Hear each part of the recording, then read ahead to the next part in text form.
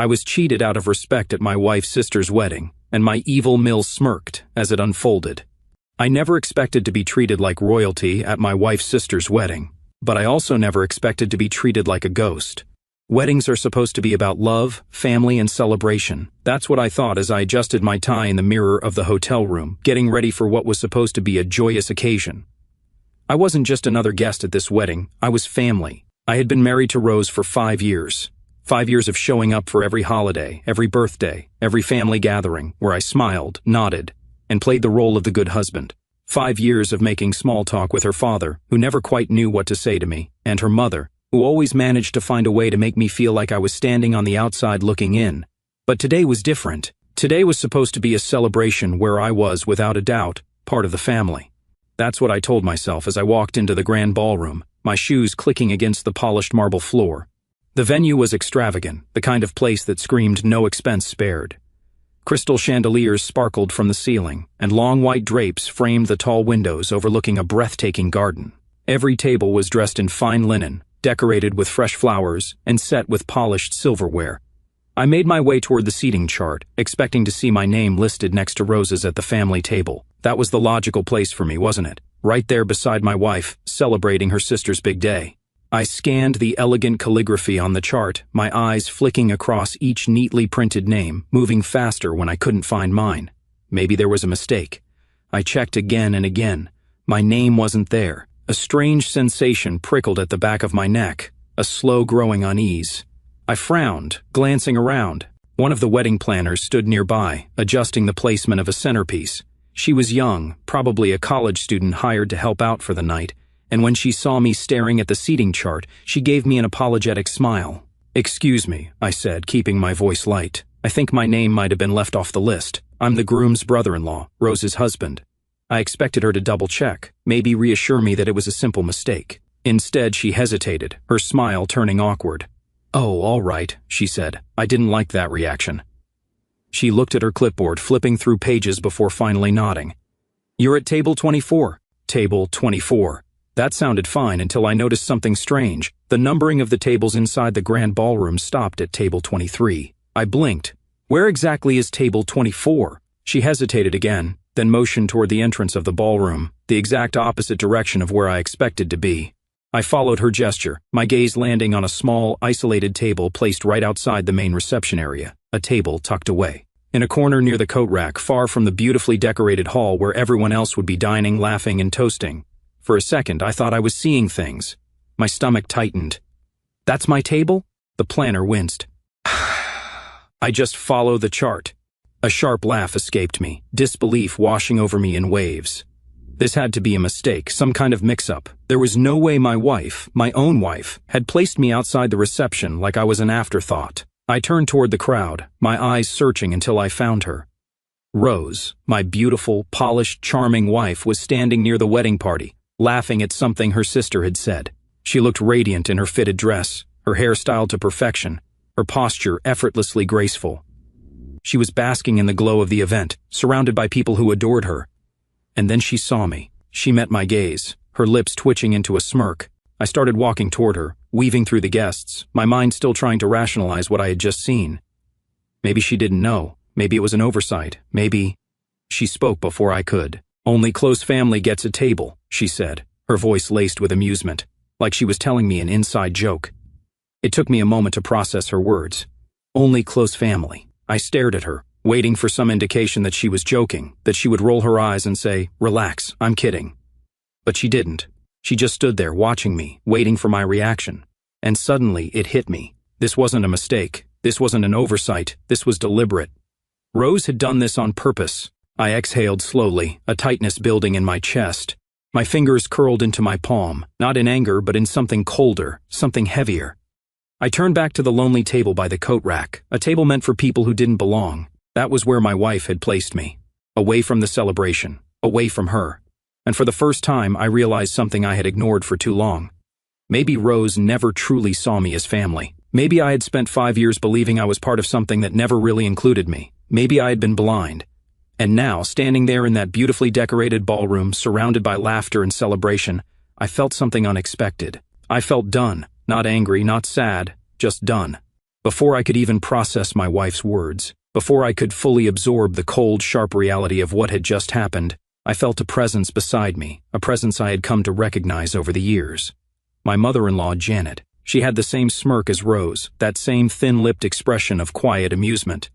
Her perfectly manicured fingers wrapped around a champagne flute as she surveyed me like I was an oddity, something out of place. "Guess you don't count," she said, her voice light and airy, as if she were commenting on the weather instead of casually reducing me to a non-entity. Then she giggled. It was a soft, delighted sound, but to me, it felt like nails dragging across a chalkboard. I turned to look at her fully. She was dressed in a deep emerald gown, her jewelry gleaming under the chandelier light, her hair styled to perfection. She looked every bit the wealthy, elegant matriarch that she so desperately wanted to be perceived as. And yet, standing there, smirking at me as if I were some kind of amusing inconvenience, all I could see was the woman who had never truly accepted me. Over the years, Janet had made it clear in 1,000 subtle ways that I wasn't her kind of person. I wasn't from an elite family. I didn't come from money. I wasn't someone she could brag about at her social clubs. And now, she had found a new way to remind me of that fact. I glanced at Rose, waiting for her to say something, anything to contradict her mother. But she just stood there, sipping her champagne, watching the exchange like it was an entertaining scene from a movie. She was enjoying this. They had planned this together. I clenched my jaw, inhaling deeply through my nose as the realization settled deep in my gut. I had always known that Janet didn't care for me, but I had fooled myself into believing that Rose was different, that no matter how much tension existed between me and her mother, at the very least, Rose would stand by me. But here she was, laughing at my humiliation. Something inside me hardened. "Wow," I said, keeping my voice low and measured. "You really went all out with this, huh?" Janet lifted her brow. "I have no idea what you mean," she said. I let out a dry laugh. "Sure you don't." The giggle returned. She took a dainty sip of her champagne, looking incredibly pleased with herself. This wasn't just about the seating arrangement. This was a power move, a statement, a reminder that I was less in their eyes. I could feel the heat of nearby gazes, subtle but present. People were watching. The wedding guests might have been occupied with drinks and music, but there were always eyes, always whispers. And Janet, she lived for moments like this. She leaned in slightly, lowering her voice so only I could hear. "Once you really shouldn't take it personally." I turned my head slightly, locking eyes with her. "You mean I shouldn't take it personally that my wife and mother-in-law shoved me into a dark corner of the reception like some kind of unwanted plus one?" I asked, my voice carefully controlled. Janet shrugged. A slow, deliberate movement. "We had to make space for family." Family. That word sat between us like an invisible knife. I felt a slow, simmering rage begin to take root in my chest. Family, the word they threw around like it meant something sacred. The word they used when it was convenient for them, when it made for good appearances, when it benefited their narrative. I had been married to Rose for 5 years. I had attended every tedious family event, smiled through every backhanded comment, tried my best to be what they wanted. And now, at the very event where I should have been standing beside my wife, I was being told I wasn't family. I clenched my fist at my side, swallowing down the sharp sting of betrayal. Rose, who still hadn't said a word, finally spoke. "You're making a big deal out of nothing," she said, her tone dismissive. "It's just seating. Don't be dramatic." I turned to her, searching her face for something, regret, guilt, anything that might indicate that she actually cared about how I was feeling. But there was nothing. No remorse, no hesitation, just that same detached amusement. A slow realization began to creep over me. This wasn't just a one-time thing. This wasn't an isolated event. This was who she was, who she had always been. I just hadn't seen it clearly until now. A sharp clink of glass drew my attention, and I glanced over to see Janet raising her champagne flute slightly, watching me over the rim with a smirk that practically dripped with satisfaction. She had won. She had spent 5 years making sure I knew my place, and now, with one calculated move, she had solidified it. I was nothing to them, a convenient afterthought, an outsider. I exhaled slowly, a strange sense of calm washing over me. Fine. If that was how they wanted to play it, then so be it. But they were going to learn something about me tonight. I wasn't the type to stay quiet and accept disrespect. I wasn't the type to let people walk all over me. And I sure as hell wasn't going to sit at that lonely little table by the coat rack and pretend everything was fine. I glanced down at my hands, at the wedding gift I had carefully picked out, the one I had spent weeks choosing because I wanted it to be perfect, a thoughtful, meaningful gesture for a family that clearly didn't see me as one of their own. Why should I leave it for them? Why should I give anything to people who had spent years giving me nothing but contempt? I tightened my grip on the box, my mind already made up. I wasn't going to sit through this wedding pretending that I was okay with being treated like this. I wasn't going to let Rose smirk her way through my humiliation. I was done. I turned to her, my voice calm but firm. "Then I'm leaving." The smirk vanished from her lips instantly. Wait. But I was already moving, and for the first time in a long time, I felt completely, unapologetically in control. I clenched my jaw, my gaze flickering to the grand ballroom, where laughter and music filled the air. Inside, people were clinking glasses, celebrating. But out here, I was discarded like an afterthought. For a long moment, I just stood there, gripping the wedding gift in my hands, feeling the weight of everything settle onto my chest, the betrayal, the humiliation, the quiet, insidious disrespect that had been brewing for years but had finally reached its boiling point. The truth was, I should have seen this coming. This wasn't just about the wedding, this wasn't an isolated event. It was a pattern, a carefully woven tapestry of dismissals, condescension, and casual cruelty.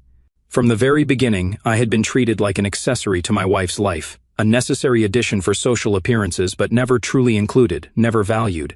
And I had accepted it. I had let it happen because I had convinced myself that love was about compromise, that marriage meant overlooking the flaws, pushing through the difficult moments, proving myself worthy of their acceptance. But now, I saw the truth with crystal clarity. They never planned to accept me. I was never going to be good enough in their eyes, and maybe, just maybe, I had spent far too long trying to be. I glanced down at the wedding gift in my hands, the box carefully wrapped with a ribbon I had tied myself that morning. I had agonized over this gift, wanting it to be perfect. I had spent weeks searching, debating, wondering what would bring real joy to the newlyweds. It wasn't just an item, it was a symbol of effort, of thoughtfulness, of genuine care. And yet the people this gift was meant for hadn't even thought twice about where I belonged tonight. They had made it very clear I wasn't family. So why should I leave them a gift? A slow breath left my lips as the decision formed in my mind, solid and unwavering. I wasn't staying. I wasn't going to sit at some pathetic table by the coat rack while my wife and her family laughed at my expense. I wasn't going to plaster on a fake smile, pretend everything was fine, and allow them to keep treating me like I was disposable. I tightened my grip on the box, my pulse steady, calm. Then, without hesitation, I turned to Rose. "Then I'm leaving." The smirk vanished from her lips instantly. Her posture stiffened, her fingers tightening around the stem of her champagne glass as she blinked at me like she hadn't quite heard me right. "What?" I met her gaze, unwavering. "I said I'm leaving." Her expression flickered, a quick flash of panic before she schooled it back into something more controlled. She let out a sharp breath, rolling her eyes. "Oh, come on, Alex, you're being ridiculous." Ridiculous. I almost laughed. I wasn't the one who had deliberately placed my own husband outside the wedding reception like an unwanted guest. I wasn't the one who had smirked when my mother mocked me. I wasn't the one who had made it clear in no uncertain terms that I wasn't a part of this family. And yet, I was the one being ridiculous. I exhaled slowly, shaking my head. "No, Rose. What's ridiculous is thinking I'd sit through this after what you just did." She scoffed, shifting her weight onto one foot, her expression slipping into something vaguely annoyed. "It's just a table, Alex. It's not a big deal." "Not a big deal," I repeated, letting the words settle between us. "So if it's not a big deal, why did you go out of your way to make sure I wasn't sitting with you?" She hesitated. It was only for a fraction of a second, but I caught it. The tiniest pause, the briefest flicker of discomfort. Because she knew. She knew. I didn't give her a chance to recover. "You did this on purpose," I said, my voice quieter now but no less firm. "You and your mother." Her expression twisted.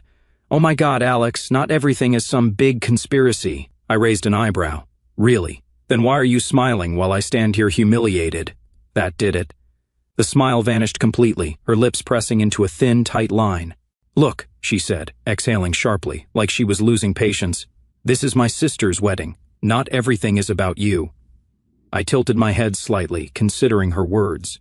Then I glanced down at the wedding gift still in my hands. "Yeah," I murmured, "not everything is about me." With that, I turned, walking away from her. "Wait, where are you going?" she called after me, the first hint of real urgency creeping into her tone. I didn't answer. I walked past the ballroom entrance, past the guests who were too caught up in their own conversations to notice the drama unfolding. I walked straight to the gift table, where a beautifully arranged pile of presents sat, wrapped in glossy paper and delicate bows. And then, with a calm, deliberate motion, I picked up my own gift and slid it right back into my jacket. Rose gasped. Alex, don't. I turned back to her, meeting her wide-eyed gaze. Why not? Her mouth opened, then closed. Because she knew. She had no good answer. Why should I leave a gift for people who didn't even consider me family? Why should I continue giving to those who never gave me even the smallest ounce of respect? The answer was simple. I shouldn't. I looked at her one last time, taking in the sheer disbelief on her face, the way her hands twitched at her sides like she wanted to reach for me, to stop me, to fix this before it unraveled any further. But it was too late. This wasn't just about a wedding. It was about every moment before this, every quiet dismissal, every time she had let her family treat me like an outsider while she stood by, saying nothing, and I was done pretending it didn't matter. I turned on my heel and walked toward the exit. And this time, she didn't stop me. A hush fell over the nearby guests. The clinking of glasses, the laughter, the cheerful hum of conversation. It all seemed to dim as I turned toward the exit, the wedding gift tucked under my arm.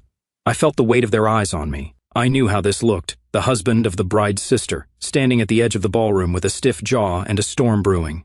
Behind his eyes, a man who was supposed to be part of the family but was, for some reason, walking away with a gift he had brought. Rose grabbed my arm, her nails digging in. "What are you doing?" she hissed, panic flashing in her eyes. I pulled away. "Oh, I don't know, Rose. Maybe because I just realized I don't belong here." Janet scoffed from a few feet away, where she had been watching everything unfold with a smirk. "Don't be dramatic." I turned to her, letting my voice drop to an ice-cold calm. "You just told me I don't count, so why should my gift?" That did it. Nearby guests were now openly staring, some whispering, some pretending not to listen but failing miserably. Even the waitstaff paused slightly as they passed, their eyes darting between me, Rose, and her mother. I felt a sharp satisfaction settle in my chest. Good. Let them see. Let them witness this moment. Let them know. Because I wasn't going to sit quietly anymore. Janet's smirk faltered, and for the first time that evening she looked unsettled. Rose, on the other hand, was panicking. She knew I was serious. She knew that if I walked out now, the image of her perfect marriage would be shattered. "Come on," she said through clenched teeth. "You're embarrassing me." I let out a dry laugh. "Embarrassing you? You made sure I was treated like an outsider at your sister's wedding." The tension in the air thickened. People were no longer just watching, they were waiting to see what would happen next. And I decided I wasn't done yet. I turned to Janet, tilting my head slightly. "Funny how Rose has been talking about how exhausting you are, how she only puts up with you to avoid drama. Yet here you are, making more of it." Janet's smile vanished. The color drained from her face so fast it was almost comical. Rose let out a sharp breath. "Alex, stop." But I wasn't going to stop, because this had been brewing for years, and for the first time, I wasn't going to bite my tongue. "I mean, come on," I continued, crossing my arms. "What was it you said last week, Rose? I just have to tolerate Mom for a few more years until I can set boundaries?" Silence. The ballroom had gone eerily quiet. Even the band had stopped playing. Janet turned sharply to Rose, her entire face twisted in disbelief. She had no way out, no way to spin this, no way to charm her way through it. For years, Rose had played the perfect daughter, the perfect wife, the perfect sister, and now, in one night, it was all crumbling. Her hands trembled slightly at her sides. Janet, meanwhile, looked furious, livid, like a woman who had just realized the daughter she had controlled for so long had secretly resented her. "After everything I've done for you," Janet spat, taking a step forward. Rose flinched. Janet's voice rose, her hands flying up in exasperation. "Oh, paid for your wedding. I covered half your mortgage. I lied to your father when you got fired last year. And this is how you talk about me?" A murmur spread through the crowd. Guests exchanged glances. Whispers broke out. Rose's father, Harold, had been standing at the bar up until this point, nursing a whiskey and keeping himself out of the drama. But now, he set his glass down and pinched the bridge of his nose, like a man with a massive migraine. Clearly, this wasn't the first time Janet had gone nuclear. Rose, now caught between the fury of her mother and the judgment of an entire room full of guests, looked utterly lost. The groom, Daniel, had been quiet until now, but suddenly he stepped closer, looking at his new wife with wide, slightly horrified eyes. "Wait, you talk about your mom like that? That was the final nail in the coffin." Rose was trapped. If she denied it, she'd be calling me a liar. But if she admitted it, she'd lose her mother's support. She had no escape. I watched as she opened and closed her mouth, struggling for words. I watched as the perfect, delicate threads of the family image she had tried so hard to maintain began to fray. And I realized something. For years, she had let her mother treat me like I was less, like I wasn't worthy of a seat at the table. But tonight, she was the one who didn't belong. And me? I had never felt so completely in control. I exhaled slowly, glancing down at the wedding gift still tucked under my arm. This was over. The marriage, the charade, the cycle of playing along while they continued to push me aside. Done. I took a step back, letting the moment fully sink in, letting Rose feel the weight of everything unraveling around her. And then, just loud enough for only her to hear, I murmured, "I was never the outsider, Rose. You were just too blind to see it." Her breath hitched, her eyes glistened, panic flashing across her face. And me? I turned, walking away. Because for the first time in years, maybe ever, I wasn't chasing after her. I wasn't trying to fix things. I was letting her drown in the wreckage she had created. And it felt damn good. Rose was panicking now. She knew me. She knew that if I walked out now, the image of her perfect marriage would be shattered. I could see it in her eyes, that flicker of desperation, of realization. Up until this moment, she had been in control. She had orchestrated everything down to the finest detail, from the seating arrangement to the smug little comments that were meant to remind me of my place. But now that control was slipping through her fingers like sand. "Come on," she said through clenched teeth, forcing a smile for the onlookers. "You're embarrassing me." I let out a dry laugh, shaking my head. "Embarrassing you? You made sure I was treated like an outsider at your sister's wedding."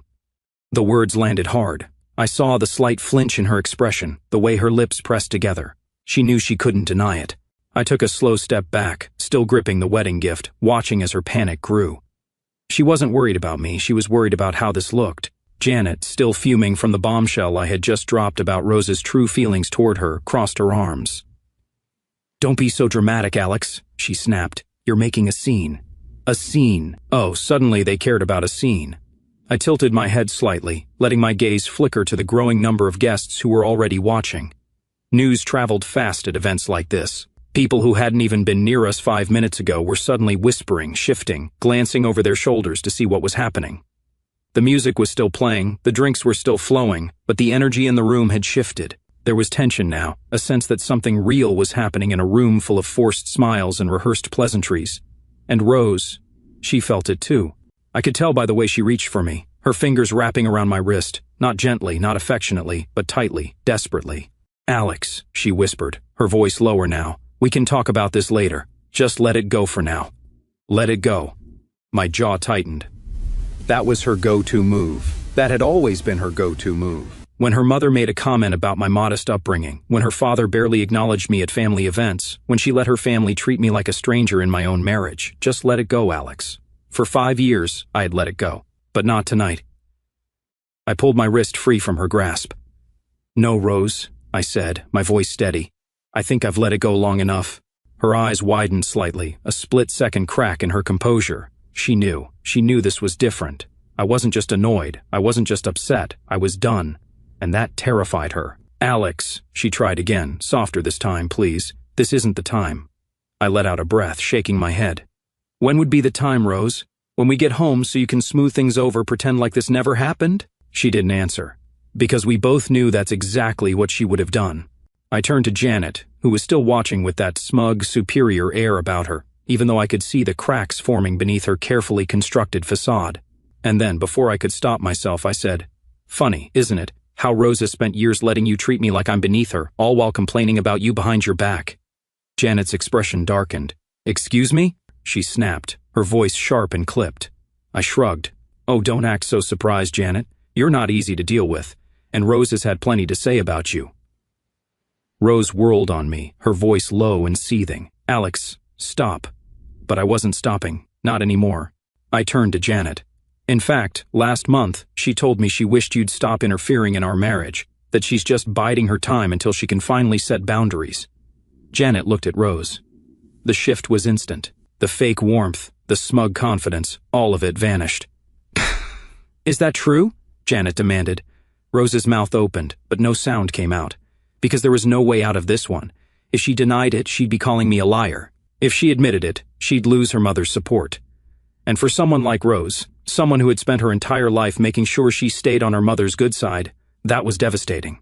I watched it happen in real time, her carefully constructed world, her perfectly curated image, shattering. Guests were openly staring now, bridesmaids, groomsmen, distant relatives. Everyone was watching as Rose floundered, and then, as if things couldn't get worse for her, the groom, Daniel, stepped forward. He looked at his new wife, Rose's sister, then back at Rose. His expression was unreadable until he said, Wait, you talk about your mom like that? The tension in the room tripled, because now it wasn't just Rose's reputation that was at stake, it was her entire family dynamic. Janet was staring at her daughter like she was a stranger. The guests were eating this up, exchanging whispers and glances, watching every expression shift like it was the greatest reality show of the year. And me? I just stood there feeling something I hadn't felt in a long, long time. Power, control. For years, they had treated me like I didn't matter, like I wasn't part of their world. And now, in one single night, they were all feeling what it was like to be on the outside, to be humiliated, to have their perfect little world collapse around them. Rose turned back to me, her eyes wide, pleading. "Alex," she whispered, "please." I just smiled, because for the first time in 5 years I wasn't the one begging. Janet turned sharply to Rose, her expression twisted with pure fury. Her voice cut through the murmurs of the crowd like a blade. "After everything I've done for you, you ungrateful little brat." I had seen Janet angry before, her cold disapproval when I first married Rose, her passive-aggressive digs at family dinners, the little way she exerted control over everyone around her. But this was different. This was raw. Rose, for the first time in her life, looked truly afraid of her mother. "Oh, Mom," she stammered, her voice barely above a whisper. But Janet was just getting started. She stepped forward, her perfectly manicured fingers tightening around the stem of her champagne glass like she wanted to crush it in her grip. Her voice rose, sharp and venomous. "When I paid for your wedding, I covered half your damn mortgage. I lied to your father when you got fired last year. And this is how you talk about me?" The air in the ballroom grew thick with tension. A gasp rippled through the crowd.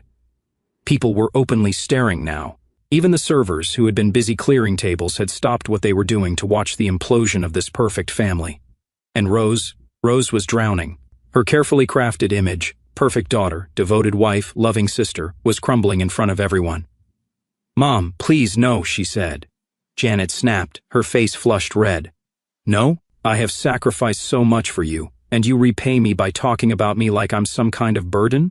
Rose's hands were trembling, her eyes darting around as if searching for an escape, as if she could somehow undo the last 5 minutes. But she couldn't, and I just stood there, watching, because for once, it wasn't me in the hot seat. For once, I wasn't the one being humiliated. I had spent years biting my tongue, swallowing my pride, sitting through dinners where Janet and Rose made me feel like an outsider. And now, they were the ones feeling it. The crowd's whispers grew louder. Harold, Rose's father, was rubbing his temples like a man who deeply regretted his life choices. The groom, Daniel, looked absolutely stunned. His new wife, Rose's sister, was watching with wide eyes, her hands clenching at the fabric of her dress. And me? I was just enjoying the fireworks. Because this was better than I ever could have planned. Janet kept going, unable to stop herself. "And to think I was actually proud of you," she spat. "I stood up for you, I defended you, and all this time you were waiting for the day you could set boundaries." Rose flinched at her own words being thrown back at her. She knew she had no way out of this. If she fought back, it would only get worse. If she apologized, it would mean admitting she had lied to her mother for years. She was trapped. And I was free. For the first time in a long, long time, I felt completely, utterly free. I took a slow sip from my drink, letting the moment sink in. Janet's rant was far from over. "I did everything for you," she shouted, "and this is how you treat me?" Rose's face was a mix of shock and humiliation, and then, the real meltdown began. Janet pivoted, her anger, once solely focused on Rose, suddenly included me again. "And you," she snapped, rounding on me, "you just had to stir things up, didn't you? Couldn't let things be, couldn't just sit at your table and keep your mouth shut." I raised an eyebrow, utterly unfazed.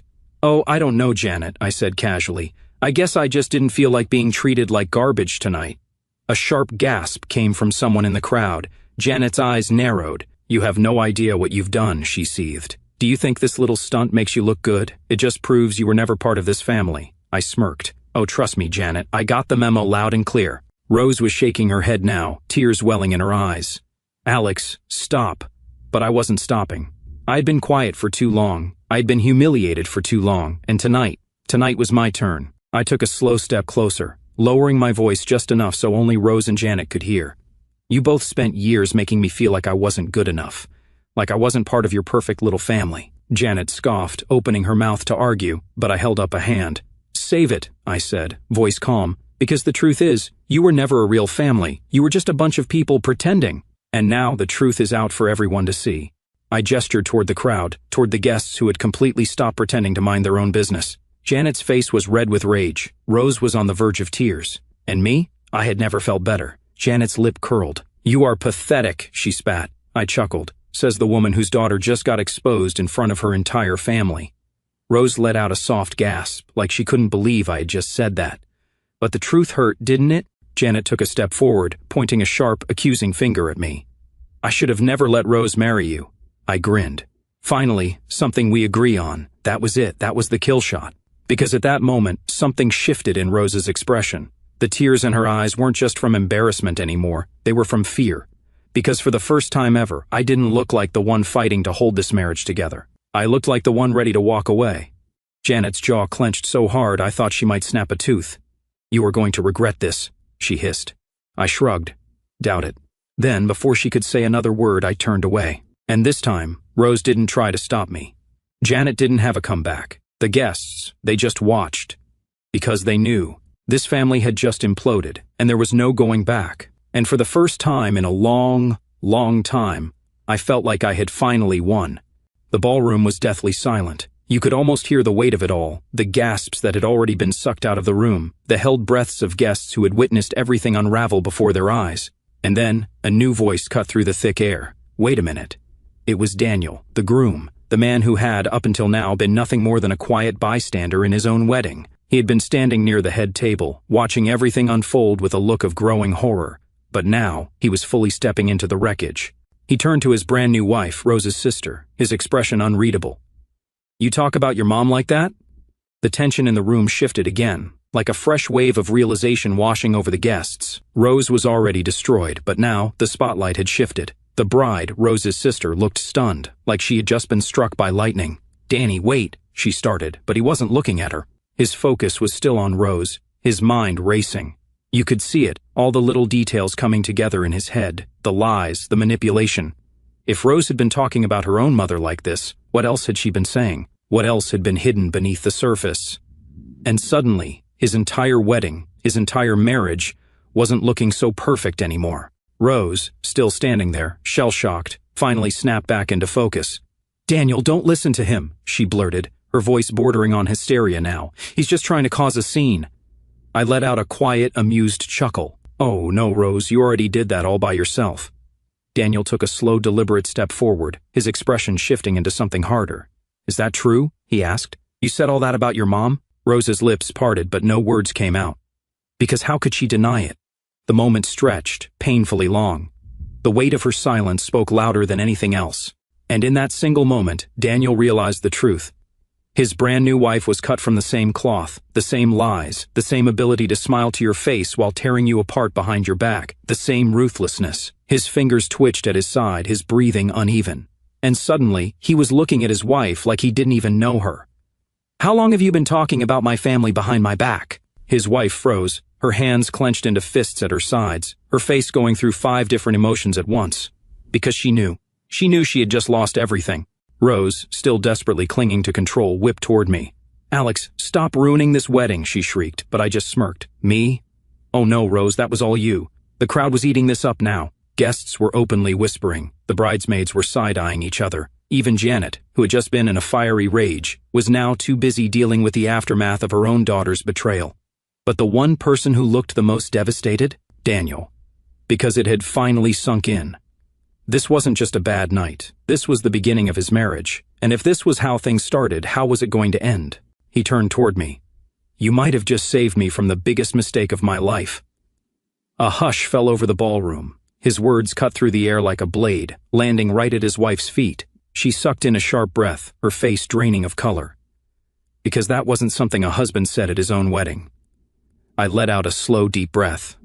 Glad to be of service. And with that, I turned, ready to leave this disaster behind me. But just as I reached the exit, Daniel spoke again. "Hey, Alex." I stopped, turned back slightly, one eyebrow raised. "Take me with you." A collective gasp rippled through the guests. Even Rose's sister, his brand new wife, jerked in shock. "What?" she choked. Daniel's expression was dead serious. "Take me with you," he repeated, stepping forward. "I think I just realized I'm married into a nightmare." A long, painful silence followed, and then a voice rang out from the back of the room. Yeah, bro, run while you still can. A burst of nervous laughter erupted from the crowd. Even I couldn't hide my amusement, because for the first time all night, I wasn't the only man waking up to reality. And damn, did it feel good, Janet snapped. 1 second, the ballroom was filled with tense, stunned silence. The next, Janet's rage erupted like a volcano. After everything I have done for you, she screeched, rounding on Rose with a look of pure betrayal. Guests flinched at the sharpness of her voice. Conversations died instantly. Even the servers, who had been carefully pretending not to listen, froze in place. Rose looked mortified, her eyes darting around as if searching for an escape. But there was nowhere to hide. I've sacrificed so much for you, Janet raged, marching closer. I defended you. I covered your debts. And this is how you talk about me behind my back? The anger in her voice wasn't just about tonight. This was years of control, years of manipulation, years of Janet believing she had raised the perfect, obedient daughter, only to find out Rose had secretly resented her all along. Rose, for the first time in her life, looked completely powerless. Mom, she started, her voice shaking. But Janet wasn't done, not even close. You lied to me, she hissed. You lied. And after everything I did to make sure you had a good life. A new tension spread through the crowd. Guests exchanged glances, their whispers growing. People shifted uncomfortably. Even Harold, Rose's father, the man who had spent most of the night looking like he'd rather be anywhere else, rubbed his temples as if deeply regretting every choice that had led him to this moment. And Rose looked like she was going to be sick. Mom, please, stop. But Janet wasn't stopping. She couldn't. Because this wasn't just anger anymore, this was desperation. Janet wasn't just lashing out, she was realizing too late that she had never truly controlled Rose the way she thought she had. And now, in front of everyone, she was losing her grip entirely. I gave you everything, Janet screamed, and you were just waiting for the day you could get away from me. Rose's face crumbled, because that was exactly what she had been doing. And now, everyone knew it. The bride, Rose's sister, was staring at her in horror, like she was seeing her sibling for the first time. And Daniel, the groom, looked like he had just been punched in the gut. Because now, he wasn't just seeing Rose for who she was, he was seeing his new wife in the same light. How long have you been talking about my family like that? He asked his wife, his voice low, cold. The bride flinched, because she knew. She had been caught too.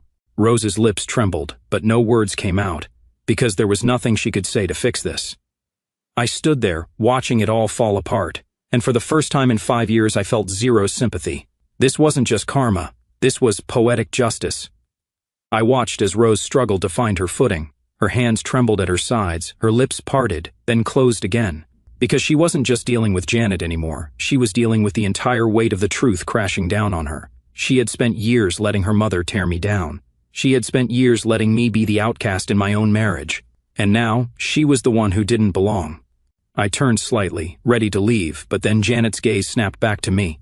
And you, she spat, her voice shaking with rage. I raised an eyebrow. What about me, Janet? I said, my voice calm. Her eyes blazed with fury.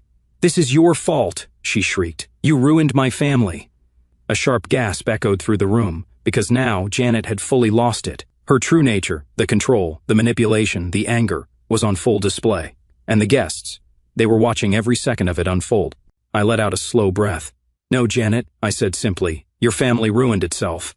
Her face twisted. You think you're better than us? She hissed. I tilted my head slightly. No, I said. I just know when to walk away from a sinking ship. A sharp silence followed.